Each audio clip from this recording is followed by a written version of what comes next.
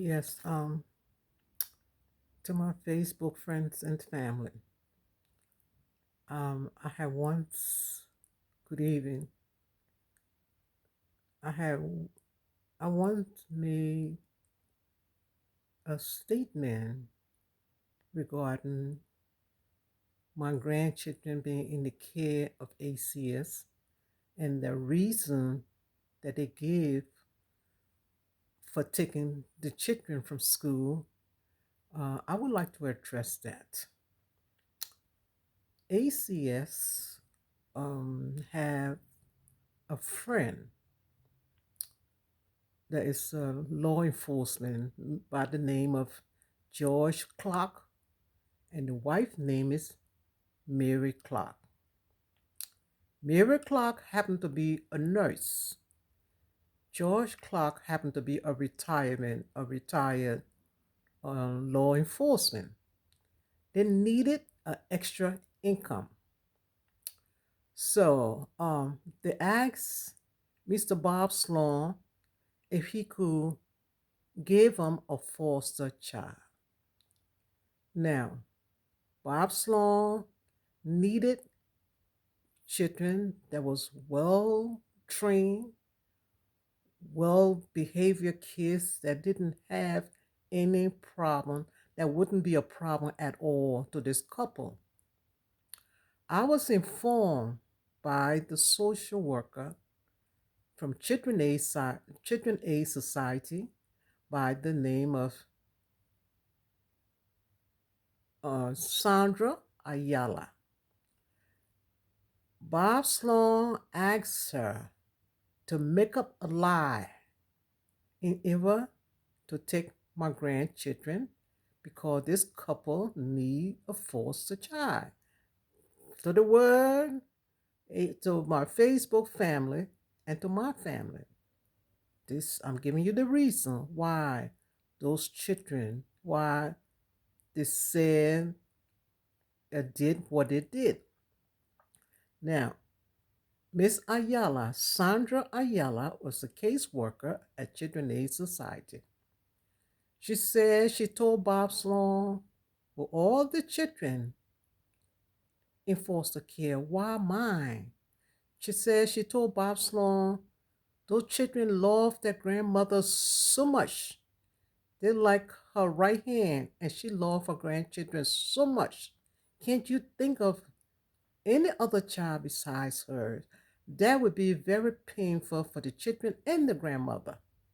Bob Sloan told her, go and get the children. There's someone that he knows very well that needs a foster child, and he would prefer if they were my grandchildren, because these grandchildren are well behaved and nice kids. So uh, he asked her. Bob Sloan asked Miss Ayala to make up a lie in order to get the kids because they knew they couldn't find nothing on me. Miss Ayala didn't want to lose her job. The first lie, now, Miss Bellinger, this is for you, and it is my intention that I would sue you because you once had on Facebook how that these kids wound up in your care.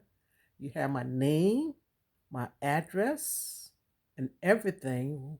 Uh, the borough that I lived, and that it was because my daughter and I was unfit. Now, I'm putting this there to inform you, and I will sue you for trying to ruin my reputation and my name.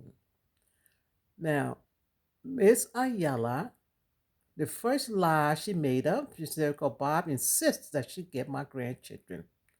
So, Miss Ayala, Bob told her to make a story. She felt that if she didn't do what Bob Sloan asked her, he was going to fire her. The first lie was that I tried to murder my grandchildren. I called for hearing. They said, oh no, they realized they made a mistake.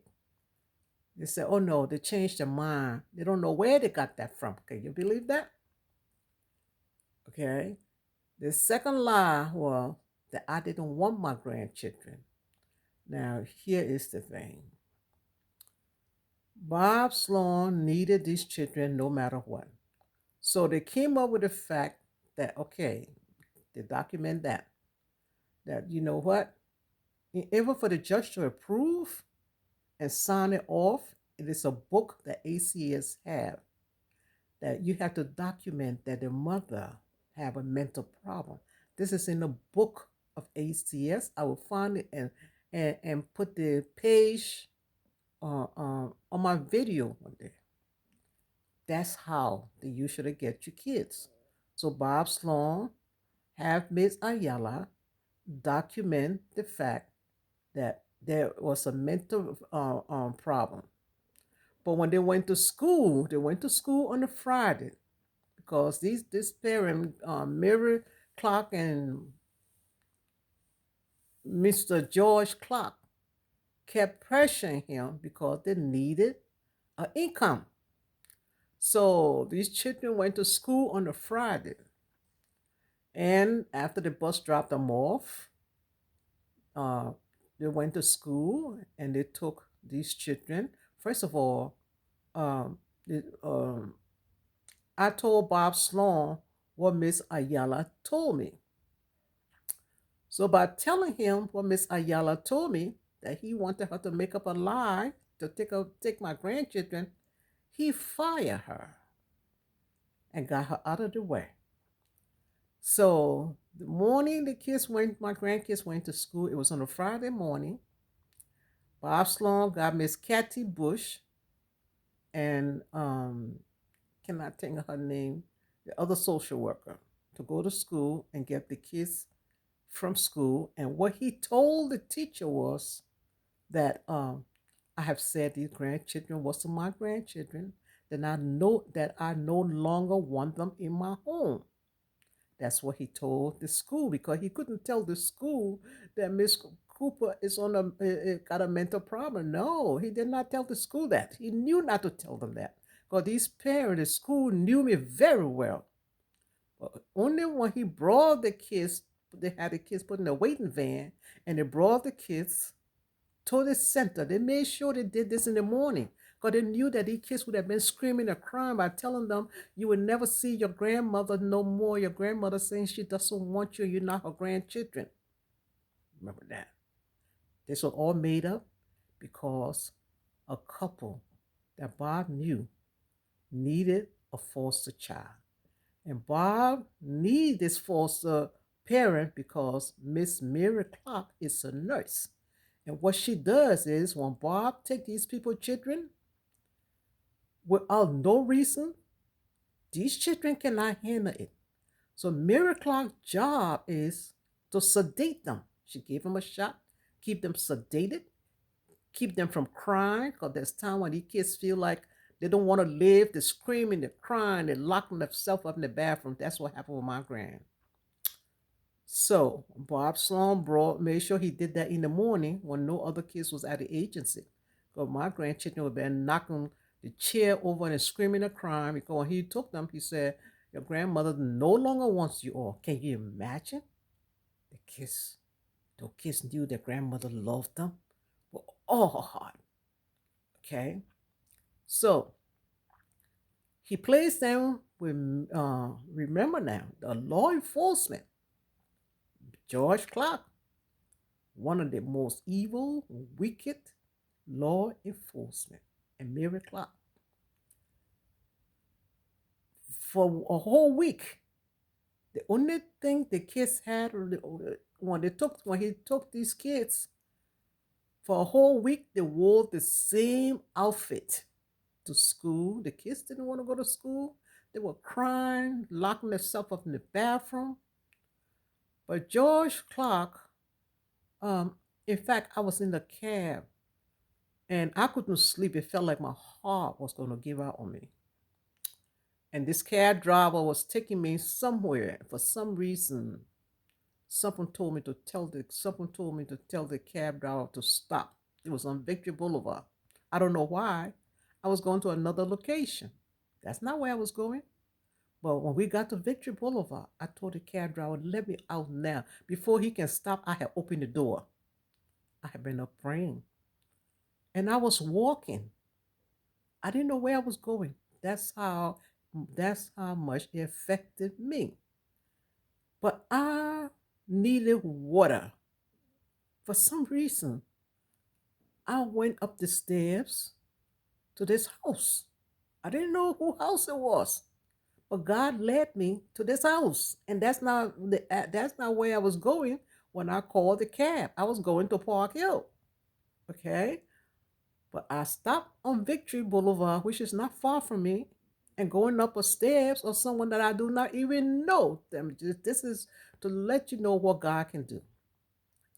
It was a stair in a house of the lady that used to work for me, used to take care of my grandchildren. These same grandchildren that it took, it was her house. I never knew that. I needed water. And I knocked on her door. And she opened her door. It was Mrs. Butt. That's her name. She used to come to my house and she worked for me and took care of these same two grandchildren. When she opened the door, she could see my face. She said, Grandma, she said, come in. She said, what's the matter? I was just crying. I said, Miss Butt, I said, they took my grandchildren from school. She said to me, oh my God. She said, that was your two grandchildren they took out of school Friday. She said, it's the talk of the town. She said, those kids was running around screaming when they told them, give them the news that you said you didn't want them anymore and that you wasn't the grandchildren. She said, why did they do that? She said, well, all the children, why your grandchildren? But here's the thing. These children will not stop crying. They felt they had no reason to live. They would close the bathroom doors, cried and cried. After a while, and Bob Sloan wouldn't tell me where my grandchildren was. I knew the pain and suffering the kids was going through. A few days later, first of all, Mrs. Clark would go to church, but then Mr. Clark would tell Mrs. Clark to go to church without the children. Why is that? Remember, he's a law enforcement. This guy, by the size of Michael Jordan, big guy, but mean. He drinks beer a lot. He would send my granddaughter to the store. My granddaughter was just 8, oh no, 11. He would send her to the store on, on, on Broadway, where it's a place where they do a lot of shooting and stuff like that. He would send her to Broadway to the store to buy his beer. Remember now, the wife is a nurse. She goes to work at night. Leave my grandchildren with Mr. Clark. He's drink his beer and get drunk. His friends comes in at night while she's at work with my two little grandchildren. What is going on with my grandchildren? My grandson doesn't have bowel movement on himself in school. He never did it with me. But the minute this child get home from school, they didn't want to go to school. They couldn't think straight. All they knew is they wanted to go home to their grandmother. Every child goes to school and expect to come home. It was terrible for them, the pain for them and for me. I felt the pain. I knew my grandchildren were suffering because the pain that these people wanted to inflict on me, I knew they were inflicting it on my grandchildren. They made them feel that no matter what happened to these children, that they would have been protected by the Children's Aid Society and the DA and the police department. Not to worry, because they knew maybe something would have happened to these children because they couldn't withstand the pain of being removed from their grandmother. The point is, he makes sure the wife go to church every day and don't take the grandchildren.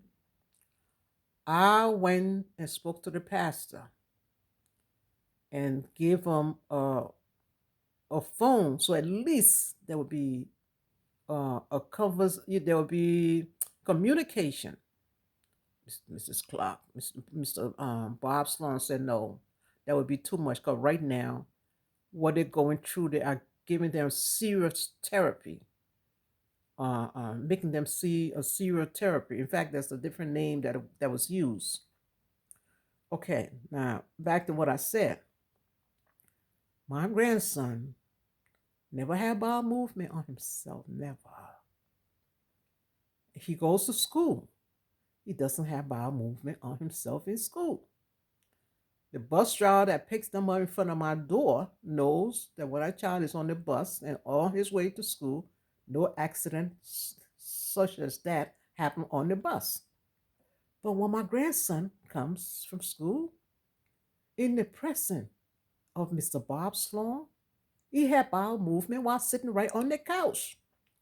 What would this foster father, that's a retired law enforcement, was doing to my grandson or my grandkids while his wife was working at night? Another time I got a call from Miss Butt, same one that told me about the kids being removed. If it hadn't been for her, I wouldn't have known where my kids was placed. But she was the one that told me. She said, "Oh, he placed them with a church member." That's why I went to that church to speak to the pastor. Okay, that's why I went to the church to speak to the pastor. Okay, now, Mr. Clark, for some reason, whenever my grandson comes home, this is what happened. I receive a call from Mrs. Butt that said, "Listen, something happened with your granddaughter." She said to my daughter and I, she said, "When this child, because she finally brought her to church." Said, "But my granddaughter came to church with both of her knees up to her chin, crying in church like someone had passed away and she had gotten the news. Hysterical." She said, "Someone need to come to church and see what's going on with my grandchild." I was told by the pastor that I could no longer come there, trying to create a problem when I went to tell him about what had happened. So I told my daughter, I said, "Well, my daughter couldn't go to the church. I couldn't go to the church anymore because I went and I complained by one of his church members. So we wasn't allowed in that church. He didn't listen to what I had to say, to the abuse. Okay, but this what was happening to the grand. Now, why was my granddaughter coming to school and behaving in such a way, crying with her knee up in her chest and hysterical, like she had been abused badly by this alcoholic man that drinks beer, bring his friends into the home while his wife is at work with my two little children? Remember, he is a law enforcement. In the meantime, the kids, my grandson would go in the bathroom, lock the door. He have asthma. He wasn't eating, but here was the punishment for the kids because they was crying so much. They were sent to bed many nights without eating. That was the punishment. One day, my grandson was in the bathroom. Miss Mary Clark, for no reason, went and opened the door with a bottle in her hand, and just hit my grandson in the face with this bottle. to Facebook, to the rest of the world, let me just say, first of all, a lie was made up. They removed these kids from a lovely home, from a grandmother that loved them only because there was a parent out there that needed an income. And in order to move these children, they had to come up with a lie. And the name of the social worker that informed me was a social worker at the Agency of Children Aid Society by the name of Sandra Ayala. To inform me, Mrs. Cooper, uh, uh, I am not, I don't like what I'm forced to do, but if I do not do it, I will be fired. But guess what? She was fired anyway because I went and I told Bob Sloan what she had said. Now, back to what I was saying. She, as a foster mother, hit my child, and she's a nurse, and just opened the door when this kid was in the bathroom, hit him in the face with a ball. I had the first visit because I insist that I see my grandchildren. When I saw my granddaughter, her hair was sticking on top of her head. This child, you could tell she had been crying from the day and hadn't eaten. She didn't care. First of all, they were punishing them and sending them to bed because they kept crying. They expected them to to accept the fact that they would not be seeing their family anymore. No, not those kids. Not those kids. Okay. So they brought them for a visit. When I saw my granddaughter, my grandson, uh, my granddaughter, I have hired uh, an advocate, Mrs. Campbell. I paid Miss Campbell, and she went with me to the meeting. Okay. But before that, okay, she went with me to the meeting.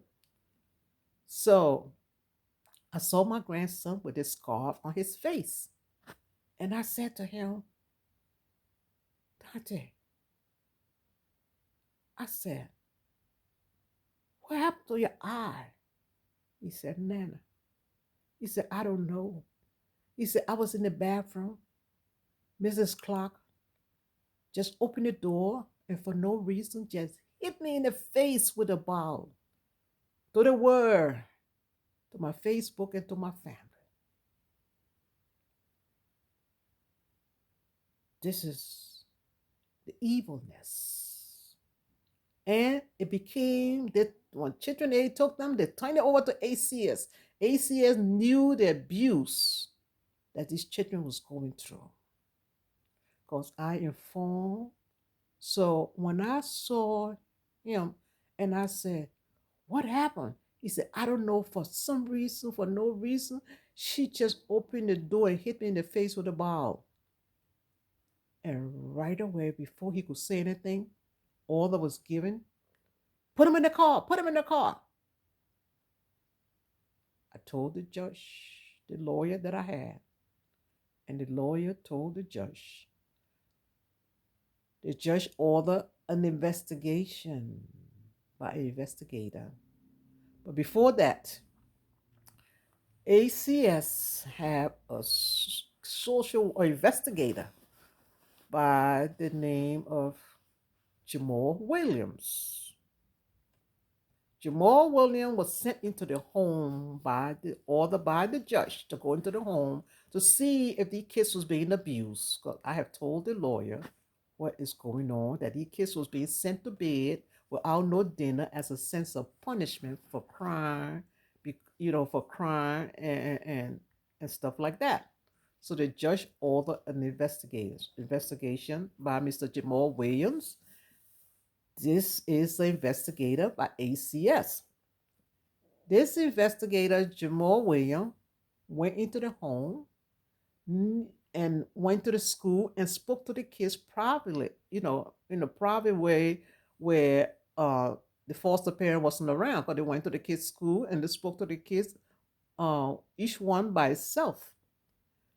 My granddaughter informed them what all was going on and that they didn't want to be there. And there was no reason to take them from school or from their grandmother and from their family. And also my grandson, Mr. Jamal Williams, should be fired right away. He report back to the judge. And then after the children told him this, he turned around and asked my granddaughter, do you want them to adopt you? My granddaughter said she couldn't believe it. That after she told them about the abuse and what they were going through, sending them to bed without dinner and hitting her brother in the face with a bottle, the investigator that were all about the judge, because he wanted to know what was going, the judge wanted to know, Mr. Jamal Williams turned around and asked, do you want to adopt? But because Mr. George Clark was a law enforcement, Jamal Williams covered up the crime, the abuse. He reported and he documented that when he went into the home, the kids was doing fine. That wasn't a problem at all.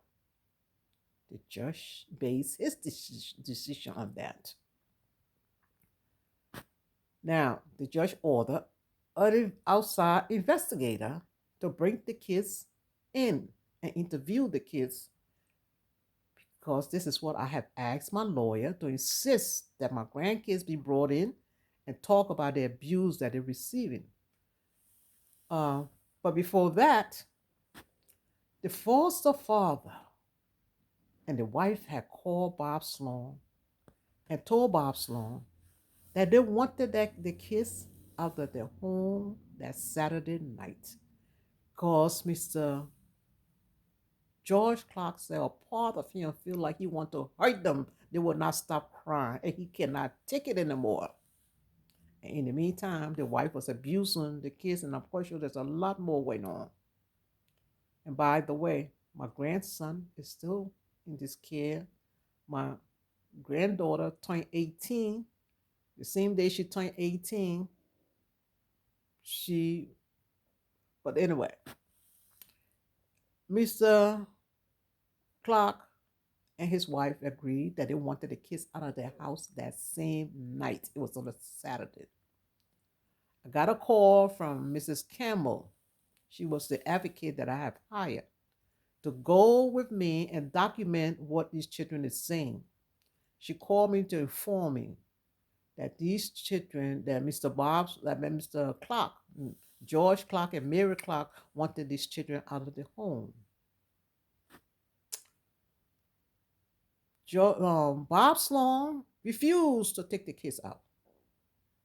That night when they asked him, come and get the kids, because a part of them want to hurt the kids.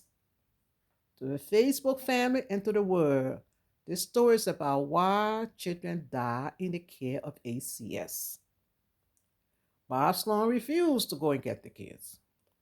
This is what happened. The next day, George Clark asked the children, my grandchildren, to get in his truck, in his van.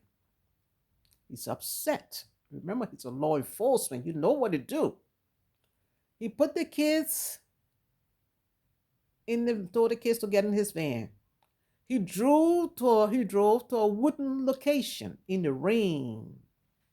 Told the kids, my grandkids, to get out of the truck, out of his van.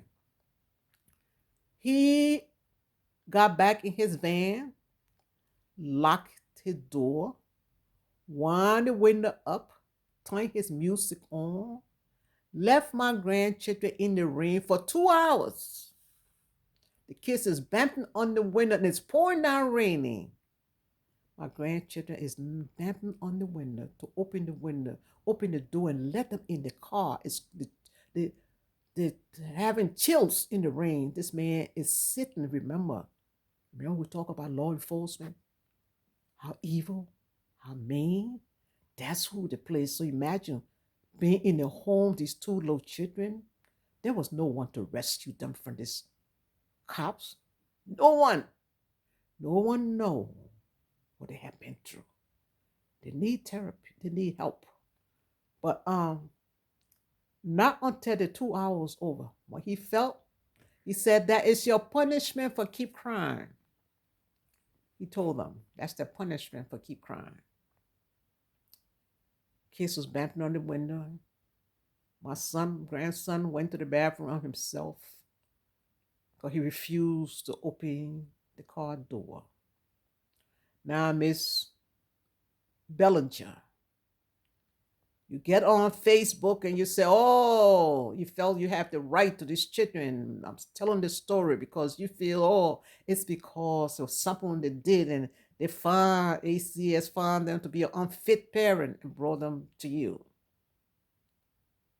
This is the story. This is the real story. Okay. So now, the judge ordered the investigator to bring these kids. So he make the kids, got back in the car. When he felt that the 2 hours punishment was over, he opened the car door and let the kids in. When the kid came to visit, they both told the advocate, Mrs. Campbell, that I have hired, what have happened, what was being done to them, and how he drove them to this place and locked them out of the car. Told the judge ordered investigation. The attorney for ACS called the investigator and said, you know, the judge had changed his mind. He doesn't want the kids brought in. No more investigation. My attorney said, that's a lie. The judge never changed his mind. The judge wanted kids brought in. The judge want to know if it's true that these kids are being abused by Mr. George Clark and Mary Clark. After the attorney for ACS told the investigator this, they called the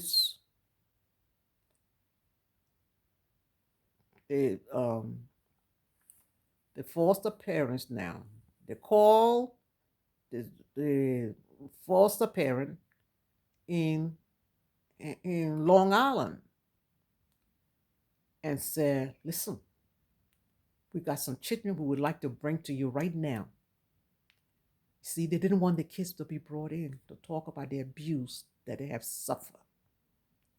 So, they have never in history where a child is taken up to Hampstead for adoption.